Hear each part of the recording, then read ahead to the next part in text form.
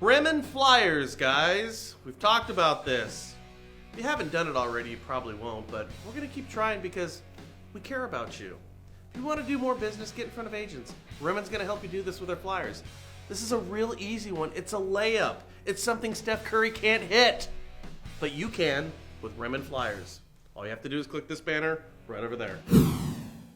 So the Senate Appropriations Committee, they approved the fiscal year 2017 spending bill, and what they failed to put into the bill are any provisions about the CFPB.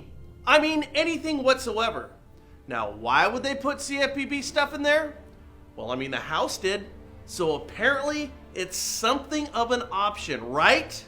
Well, what does it all mean? First, there's been a groundswell of support to change the leadership structure, where the one ring to rule them all format with Richard Cordray playing the role of Sauron would be replaced by a 5-person panel. In the common tongue, it says, one ring to rule them all. One ring to find them. One ring to bring them all. And in the darkness, find them. As a means of having a wide range of views when setting policy. That is not in the Senate bill. Well, what does it mean, or why isn't it in the Senate bill? Well, there's two schools of thought when it comes to the CFPB. One view is they're doing great. The other is they're not doing great. So if you think things are going swimmingly right now over at the CFPB, then you would want to keep the status quo, right? If you don't, however, you dissent. And if that's the case, then my thought is, don't vote for the stinking bill. And yet there is a bunch of people in the Senate who did in fact vote for this bill even though they disagree. Now the bill also doesn't have any funding appropriations for the CFPB, which I'm sure we're screwing this up, but there's no funding appropriations because they don't need Senate funding appropriations because, as we said before, they're funded, the CFPB, outside of Congress. Now, we bring this up because there's a House appropriations bill that does have CFP funding and does want a 5-person bipartisan board rather than the Monarch model. So I'm thinking, even if we're not seeing the entire picture here, there is two schools of thought.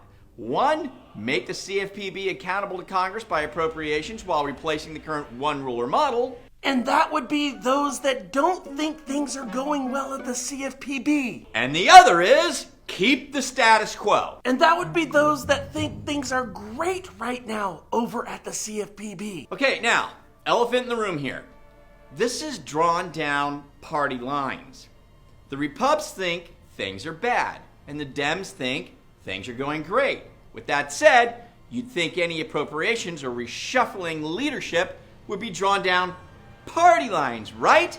However, that's not the case. They're drawn right down legislative branches, which is interesting. Because both the House and the Senate are comprised of Republicans and Democrats, right? Well, the Senate playing the role of everything is going great at the CFPB right now because they voted to keep the status quo. While the House, on the other hand, is playing the role of, maybe we should just change some things over at the CFPB, right? Now, with all that said, here's the thing. To ratify the bill, something's going to have to give. The question is, will the Senate add funding and leadership changes, or will the House omit those items? Now, we don't know what's going to happen with this because you have Republicans and Democrats jumping ship in both the House and the Senate. So the outcome of this, we don't know. But here's what we do know. Either way over at the CFPB, things are going to change because it appears Richard Cordray's days as chief of the CFPB are numbered. Now, it's interesting because with a change on the horizon, there's a lot of talk right now about Richard Cordray running for governor of Ohio. Did you hear that, Kasich? Yeah, as a matter of fact, as we speak, a group called Protect America's Consumers has had a month-long anti-Cordray campaign in anticipation of his gubernatorial run.